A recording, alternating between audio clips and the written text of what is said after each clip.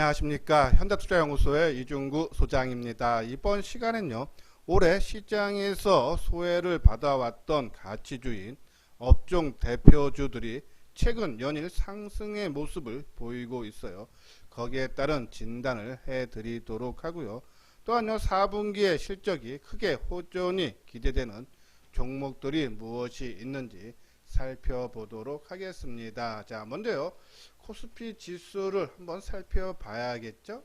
자, 금일 33포인트 상승한 2485로 마감이 되면서요, 연일, 그죠?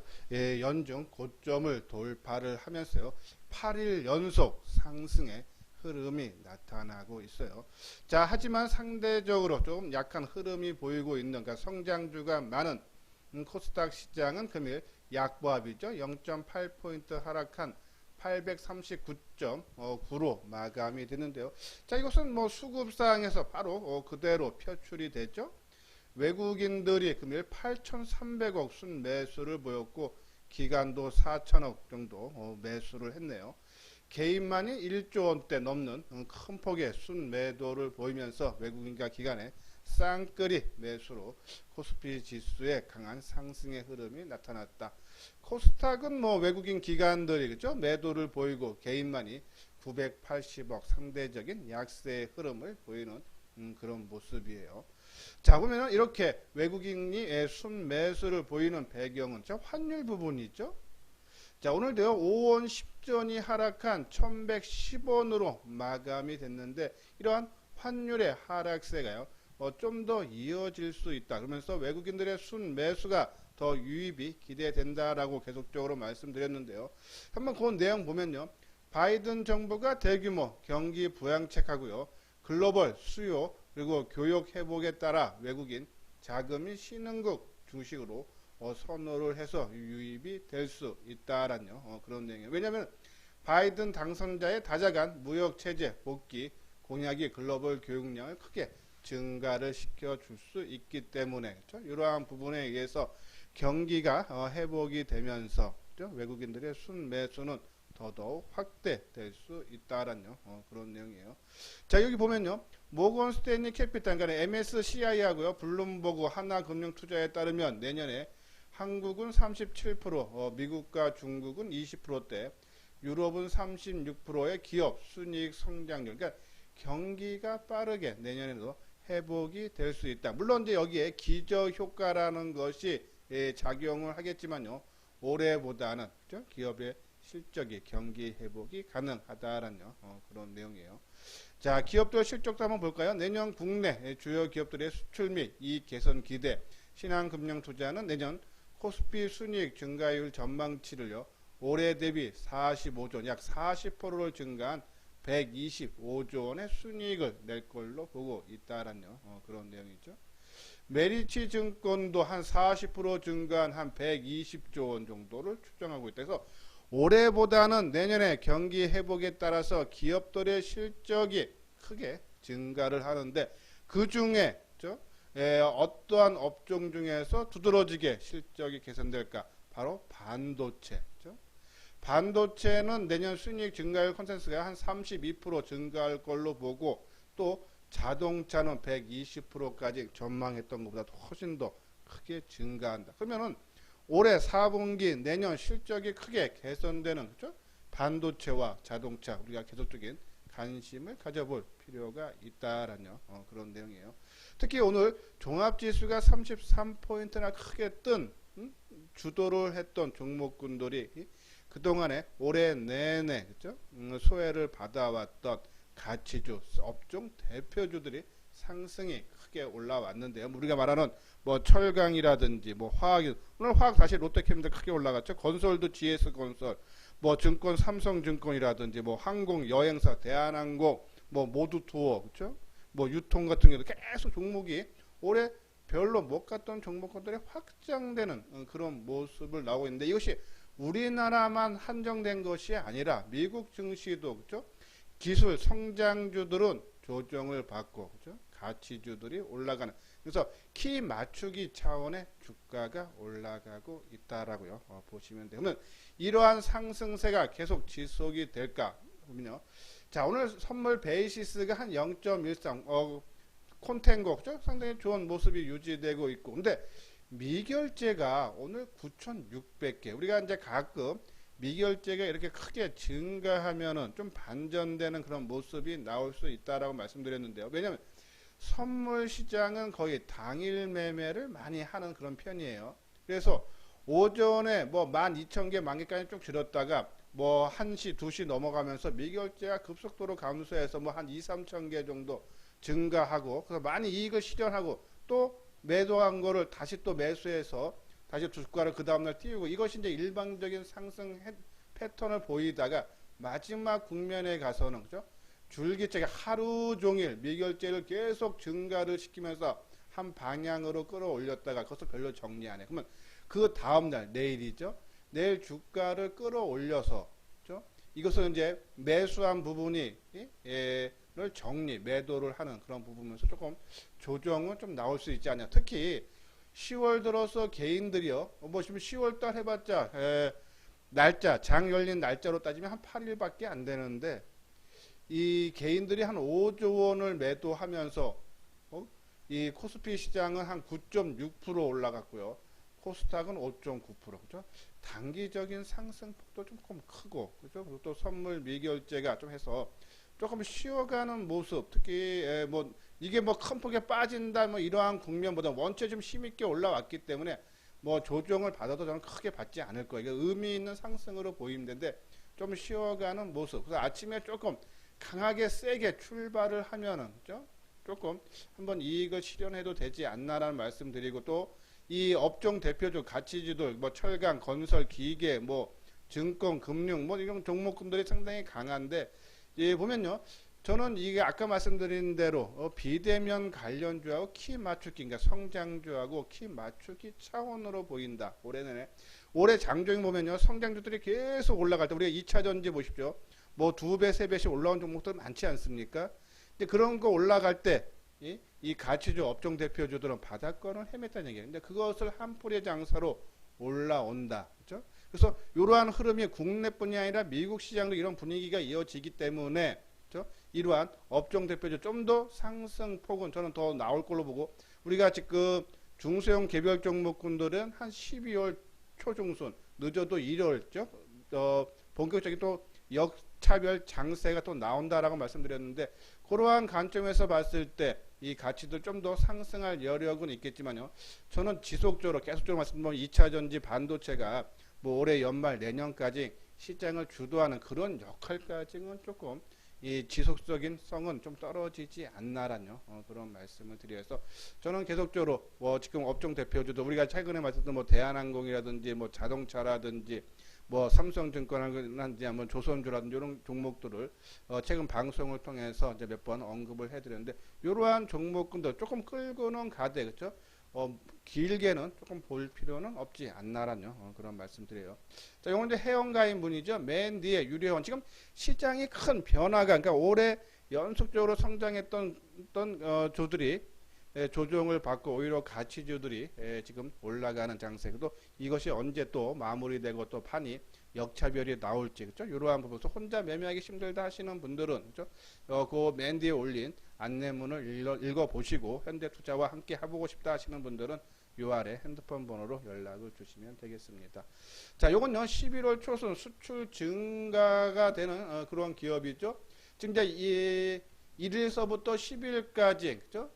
이 수출액이 한 141억 달러로 이 전년 대비 한 20% 정도 수출액이 증가를 했다 그러죠.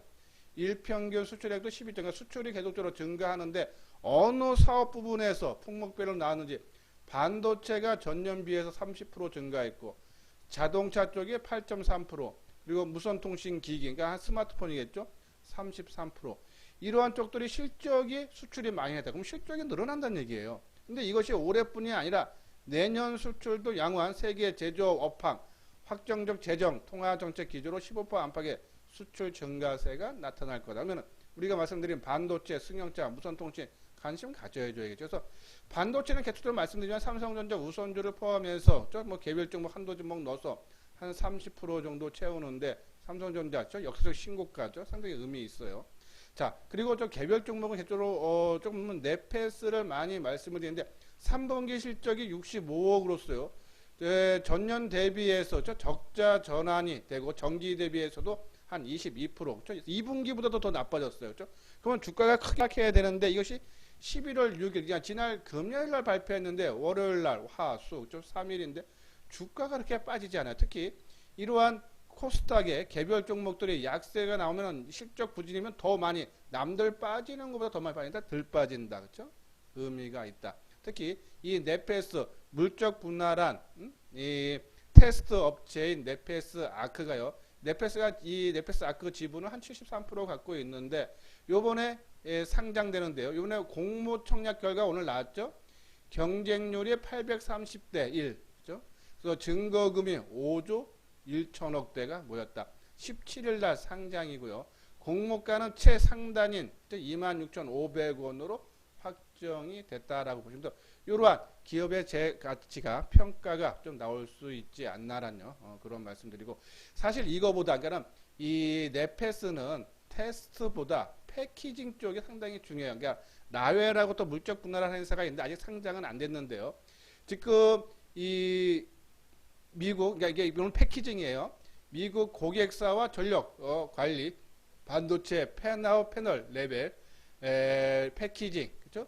F5 PLP 상용화를 앞두고 이게 세계 최초예요. 근데 지금 공장을 지금 짓고 있죠, 그렇죠? 그래서 충북 계산에 이 공장을 짓고 지금 아까 말한 대로 이 회사 측하고 그렇죠? 예, 상용화를 앞두면서 지금 조율 중에 있어요. 이러한 부분에 봤을 때 상용화가 되면은 이 패키지 업체 세계 최초로 적용되는 거기 때문에 아마 시장에서 평가가 상당히 나올 겁니다. 그래서 네페스 지금 실적 부진 이런 부분들이 상당히 안 좋지만은 내년서부터 그렇죠? 이 패널 레벨 패키지 그렇죠?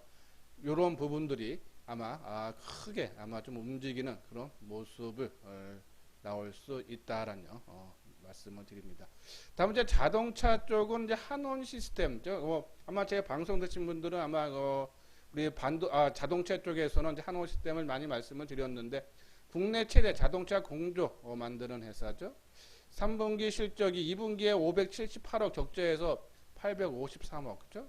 상당히 실적도 좋아졌고 앞으로 현대차의 성장과 맞물려서 한원 시스템도 같은 동반 성장이 기대된다. 그래서 한원 시스템. 오늘 주가 많이 올라갔으니까 좀 조정받으면 한번 관심 가져야 되고, 스마트폰도 이제 수출 증가하는데 저는 BH 조금 BH는 우리가 뭐 어제인가 그제 방송을 통해서도 말씀을 드렸는데요. 지금 실적도 4분기 실적 상당히 좋고 또 앞으로 성장성도 상당히 좋아진다 그랬죠. 그렇죠? 이 5G 안테나 모듈, 그러니까 얘네들이 주로 디스플레이 쪽 이 연성 인쇄 회로 기판을 만들었는데 이제 5G 안테나 모듈용, 그리고 2022년에는 전기차 배터리용 연성 인쇄 회로 기판을 그렇죠? 만드는다. 성장 동력도 상당히 뛰어나다. 그렇죠? 그리고 4분기 실적도 좋다. 그렇죠? 우리가 관심을 가져볼 필요가 있다라는 그런 말씀드려요. 한번 차트만 잠깐 볼게요. 이거 네페스죠? 오늘 실적 발표했는데 별로 빠지질 않아요. 실적이 상당히 나쁜데도 그 얘기는 올라가겠다라는 신호로 봐도 되고, BH죠? 계속적으로 압축되는 그런 모습. 자, 이 BH는 만약에 21,000원 정도를 해서 그러니까 선침해 차원에서 뭐 내가 사고자 하는 물량이 한 30% 들어가고 그죠? 그래서 한 2분할, 3분할로 나눠서 사면은 한번 움직임이, 이거는 이제 뭐 단기보다는 조금씩 사서 모아가서 뭐 조금 2만 원이 깨지지 않는다면요, 지속적으로 홀딩을 하면서 한번 좀 시세를 크게 한번 기대를 해봐도 되지 않나라는 말씀드리고, 한원 시스템으로 좀 많이 떴어요. 7% 그렇죠? 좀 조정을 받으면은 그렇죠? 현대차와 같이 우리가 한번 관심을 계속적으로 가져달라서 이 수출 호조되는 반도체, 자동차, 스마트폰 계속적인 관심 필요하다라는 그런 말씀을 드립니다. 예, 구독하기, 좋아요 눌러주시기 바랍니다.